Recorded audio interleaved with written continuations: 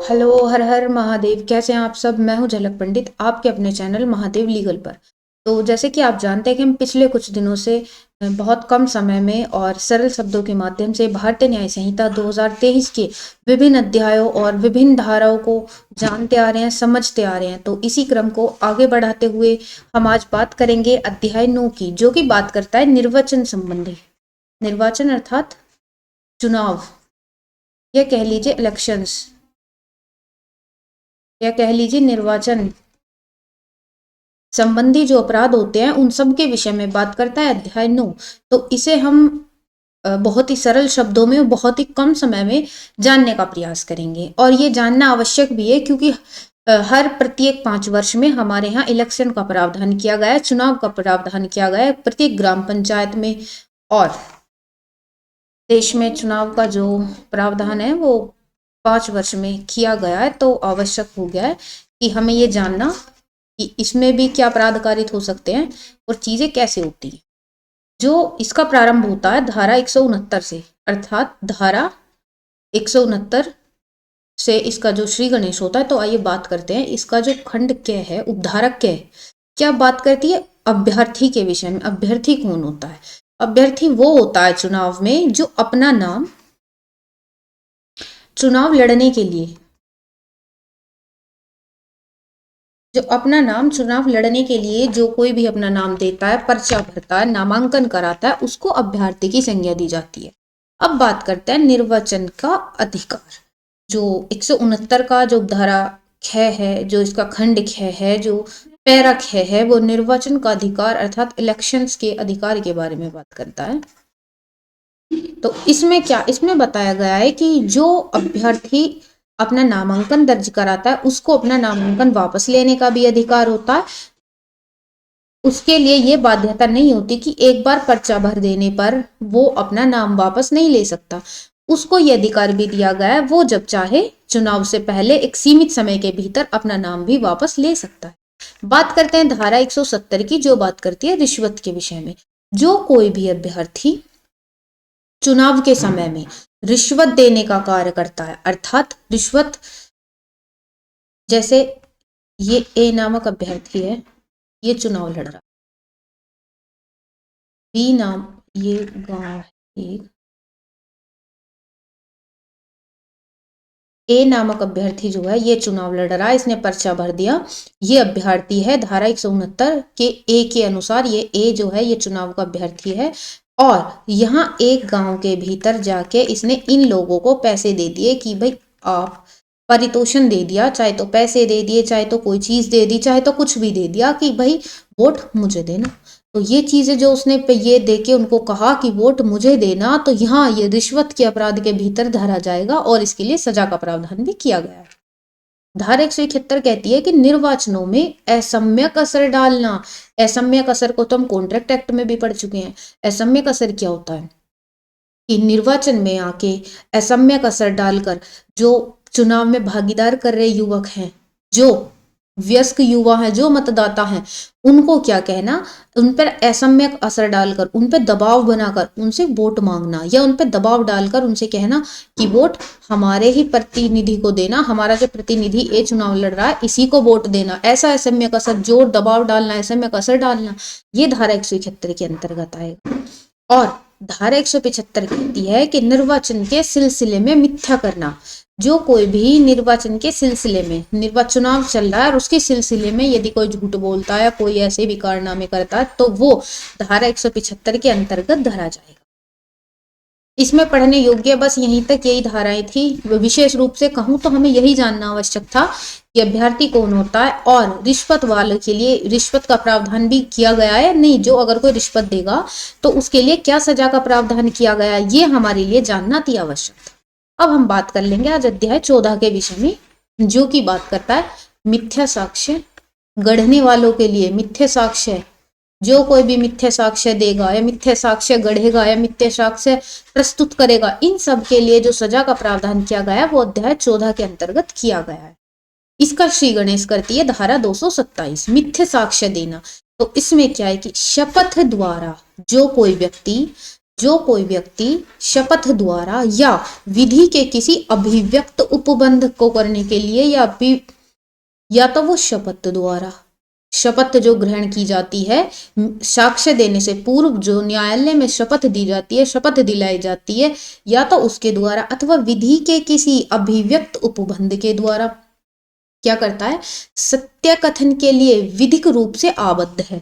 या तो जो कोई व्यक्ति शपथ द्वारा या विधि के किसी अभिव्यक्त उपबंध द्वारा या तो वो सत्य कथन करने के लिए विधिक रूप से आबद्ध है अथवा किसी विषय पर घोषणा करने के लिए विधिक रूप से आबद्ध है, तो वो क्या करे, यदि ऐसा कोई व्यक्ति जो सत्य कथन करने के लिए विधिक रूप से आबद्ध हो और किसी विषय पर घोषणा करने के लिए विधिक रूप से आबद्ध हो, यदि ऐसा कोई व्यक्ति मिथ्या कथन है ये, तो हम क्या लिखते हैं, इसको कर देते हैं हम, ठीक है, होगा मिथ्या कथन करे अथवा मिथ्या होने का उसे ज्ञान और विश्वास होना चाहिए। मिथ्या कथन करे साथ के साथ क्या हो कि मिथ्या कथन होने का उस व्यक्ति को ज्ञान हो अथवा विश्वास हो, या सत्य होने का विश्वास ना हो। जो वो कथन कर रहा है या तो उसे ये विश्वास हो कि ये कथन मिथ्या है अथवा उसे ये ज्ञान होना चाहिए कि जो मैं कथन कह रहा हूं, जो मैं बात बोल रहा हूं वो मिथ्या है। अगर ये चीजें नहीं होती हैं तो आवश्यक है कि सत्य होने का विश्वास ना हो, उसे ये भी विश्वास ना हो। अगर उसे ये ना पता हो कि ये चीज मिथ्या है, ये चीज झूठ है, तो उसे ये पता होना चाहिए कि सत्य नहीं है ये चीज। अगर झूठ का नहीं पता तो ये भी उसे विश्वास ना हो कि ये चीज सही है, ये भी विश्वास नहीं होना चाहिए कि सही है। समझ गए ना आप? और इसमें आता है कि इसका स्पष्टीकरण कहता है कि मौखिक अथवा अन्यथा किए गए कथन भी मिथ्या कथन, अगर ऐसा मिथ्या कथन मौखिक अथवा अन्यथा किया जाता है तो वो भी इसी धारा के अंतर्गत रखा जाएगा। मौखिक रूप से अथवा अन्यथा कोई कथन मिथ्या किया जाता है तो वो भी इसी धारा के अंतर्गत दंडनीय होगा। जैसे यहाँ पे हम देख लेते हैं कि न्यायालय में ए को पेश किया गया साक्ष्य देने के लिए, बी और सी के मध्य झगड़े में इसको साक्ष्य देने के लिए प्रस्तुत किया गया। अब इसने ए ने क्या किया, शपथ लेके न्यायालय के सामने इसने शपथ ली और क्या किया, इसने देखा बी जो है ये तो सही इंसान है भाई, इसकी कोई गलती नहीं है, ये जानता है, ए जानता है कि बी की गलती नहीं है, बी सही है, बी अपने स्थान पर सही है, बी की कोई गलती नहीं है, बी ने झगड़ा नहीं किया, किंतु फिर भी ऐसा जानते हुए भी ए बी के खिलाफ और सी के हक में गवाही दे देता है, साक्ष्य दे देता है। साक्ष्य जो ए प्रस्तुत करता है वो साक्ष्य प्रस्तुत करता है ए के विरुद्ध और सी के पक्ष में, यह जानते हुए कि बी अपने स्थान पर सही है, तब भी वो ऐसा साक्ष्य जो प्रस्तुत करता है तो वो धारा 227 के अधीन दंडनीय होगा। तो यहाँ पर हमें एक चीज और लेके चलनी है, वो हमें क्या पढ़ना है, यहाँ पे हम देख लेते हैं अभी एक उदाहरण और हमें यहाँ पे पढ़ते हुए चलना है साथ के साथ। हाँ, यहाँ एक उदाहरण है कि ए जो कि बी के हस्तलेख, हिंदी में बहुत सारे शब्द ऐसे हैं जो हम नहीं समझ पाते, तो हम लिखेंगे क्या कि ए नामक एक व्यक्ति जो कि बी के हैंडराइटिंग को अच्छे से पहचानता है और जानता है। भी क्या हुआ, ये एक पत्र है, यहाँ ये हस्ताक्षर है, ये हस्ताक्षर बी ने की है, ऐसा मानना है सबका। तो अब ये कैसे पता चले कि ये इसकी राइटिंग जो है, इसके हस्ताक्षर जो है, इसका जो लेख है उसको कौन पहचाने? इसके लिए अब न्यायालय ए को बुलाता है, क्योंकि ए बी के हस्तलेख से भली भांति परिचित है। अब ए आया, उसने देखा, उसने कहा हाँ ये तो बी के हस्तलेख है, बी की राइटिंग है और बी के ही जो सिग्नेचर किए हुए हैं। और जब उसने ऐसा जिस समय कथन किया, उस समय कथन करते समय ए की बी के लिए सद्भावना थी, और सद्भावना प्लस विश्वास, सद्भावना और विश्वास दोनों थे कि ये जो साइन किए हुए हैं, सिग्नेचर जो हैं, ये बी की ही राइटिंग की है और बी ने अपने हाथों से ही की है, ऐसा ये कह देता है अपने सद्भावना और विश्वास के तहत। किंतु पाया जाता है कि ये दोनों ही चीजें, मतलब ये राइटिंग और ये कह लीजिए कि हस्ताक्षर जो है ये बी के नहीं है, तो फिर भी इन सब के होते हुए भी ए यहाँ अपराधी नहीं माना जाएगा, ए के लिए सजा का प्रावधान नहीं किया जाएगा, क्योंकि उसने सद्भावना से और विश्वास से ये कहा कि हाँ, सद्भावना और विश्वास के तहत उसने कहा कि ये बी का ही लेख है। तो इसके चलते यदि उसने इसको हाँ किया है और जबकि बी के हस्तलेखे नहीं निकलता है, तो यहाँ ए को अपराधी नहीं माना जाएगा। ये दोनों चीजें अलग अलग हो जाती हैं, हमें ये ध्यान में रखनी है। स्पष्टीकरण 2, ये धारा 227 का जो स्पष्टीकरण 2 है उसके विषय में ये उदाहरण है। अब आ जाइए आगे कि धारा 228 कहती है कि मिथ्या साक्ष्य गढ़ना। धारा 228 बात करती है मिथ्या साक्ष्य गढ़ने के विषय में। एक तो हो गया मिथ्या साक्ष्य देना, अर्थात जो झूठे साक्ष्य देता है, वो तो हो गया जो झूठा साक्ष्य जिसने प्रस्तुत किया, वो तो धारा 227 में हो गया कि मिथ्या साक्ष्य देना। अब ये कहा कि मिथ्या साक्ष्य गढ़ना, जो स्वयं ही साक्ष्य बनाता है, जो स्वयं ही साक्ष्य गढ़ता है। हम इसको एक उदाहरण के माध्यम से समझेंगे। ये एक व्यक्ति है, अंकल जी है ये, इन्होंने क्या किया, ये एक बक्सा रखा है, इस बक्से में जाके इन अंकल जी ने इस बक्से में जाके ये सोने चांदी की चीजें हैं, ये इसमें अंकल जी ने जाके ये चीजें इसमें रख दी, चुपचाप जाके इसमें रख दी। बक्सा है ये इन भाई साहब, बक्सा इन भाई साहब का, इन भाई साहब के बैग में, इन भाई साहब के बक्से में, ये बी भाई साहब है, ये ए भाई साहब, ये चश्मे वाले अंकल जी ने जाके इनके बक्से में ये सोने चांदी के जो आभूषण है ये रख दिए। और इनका क्या उद्देश्य, इन्होंने इसलिए रख दिए कि इनको, इन भाई साहब को चोरी का जो अपराध है उसमें इनको ये साक्ष्य दिखा देंगे न्यायालय को कि इनके तो बक्से में ये आभूषण पाए गए हैं, तो इन्होंने ये आभूषण स्वयं गढ़ दिए इनके बक्से में रख करके और इनको अपराधी बना दिया। तो इसमें क्या है कि इसमें ए भाई साहब के लिए सजा का प्रावधान किया गया है, क्योंकि इन्होंने मिथ्या साक्ष्य गढ़ा है, मिथ्या साक्ष्य की रचना करी है। धारा 229 बात करती है मिथ्या साक्ष्य गढ़ने के लिए दंड।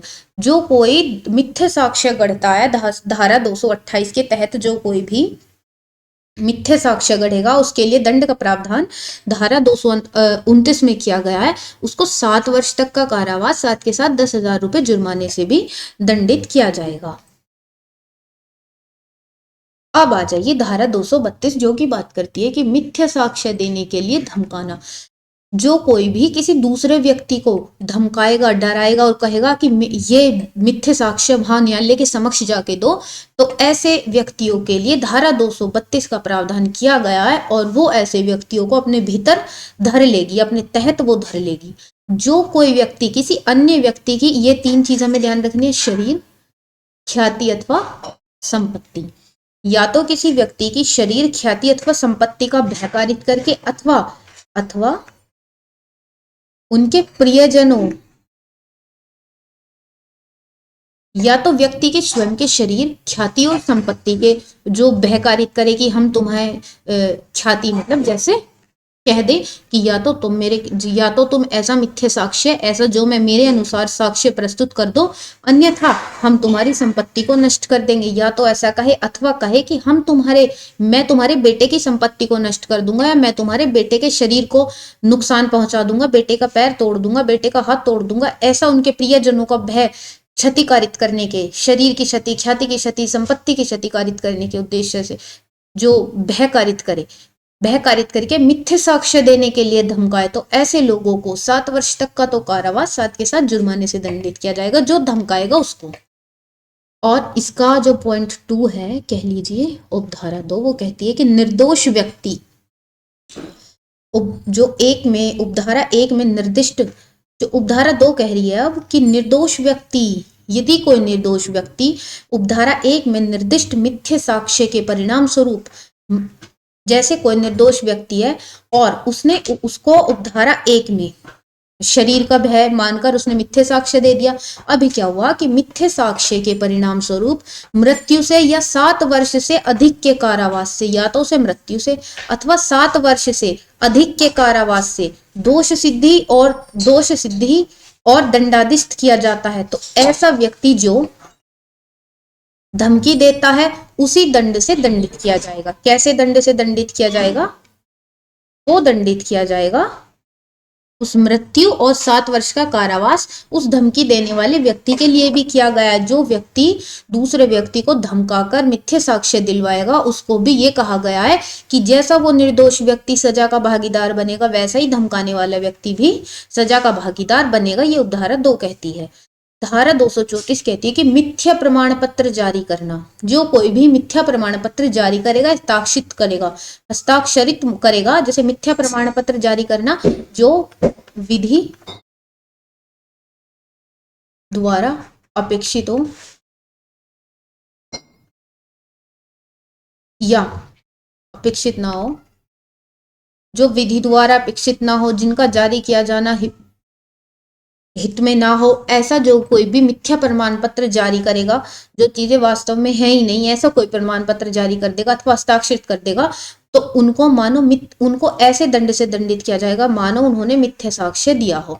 मिथ्या प्रमाण पत्र जारी करना, यहाँ हम कह सकते हैं कि कोई भी प्रमाण पत्र जारी कर दिया, जैसे किसी ने किसी का कोई प्रमाण पत्र मिथ्या जारी कर दिया, कह लीजिए EWS का एक प्रमाण पत्र जो अभी बन रहा है, जो स्वर्ण समाज के लिए बनाया गया है 10% आरक्षण का, यदि कोई भी ऐसा जो मिथ्या प्रमाण पत्र जारी कर देगा तो उसको ऐसा दंड दिया जाएगा मानो उसने मिथ्या साक्ष्य ही दिया हो, ऐसे दंड से उसे दंडित किया जाएगा। धारा 238 कहते हैं कि अपराध के साक्ष्य का विलोपन, अपराधी को बचाने के लिए मिथ्या सूचना देना। धारा 238 कहती है कि जो कोई भी अपराध के साक्ष्य का विलोपन करेगा, अपराध के साक्ष्य को छुपाएगा अथवा अपराधी को बचाने के लिए मिथ्या सूचना देगा। और धारा 238 की उपधारा 1 कहती है कि वह अपराध जिसके किए जाने का उसे ज्ञान अथवा विश्वास हो, वो मृत्यु से दंडनीय हो, वो अपराध मृत्यु से दंडनीय हो, तो ऐसे अपराधी को 7 वर्ष तक का कारावास। और दूसरी इसमें क्या कहा गया है कि वह अपराध आजीवन कारावास से, जो अपराध है आजीवन कारावास से या ऐसे कारावास से जो 10 वर्ष तक का हो सकता है, ऐसे अपराधी को छुपाने वाले के लिए 3 वर्ष तक का कारावास और साथ के साथ जुर्माने से भी उसको दंडित किया जाएगा। यहाँ पे क्या हो सकता है कि यहाँ ए ने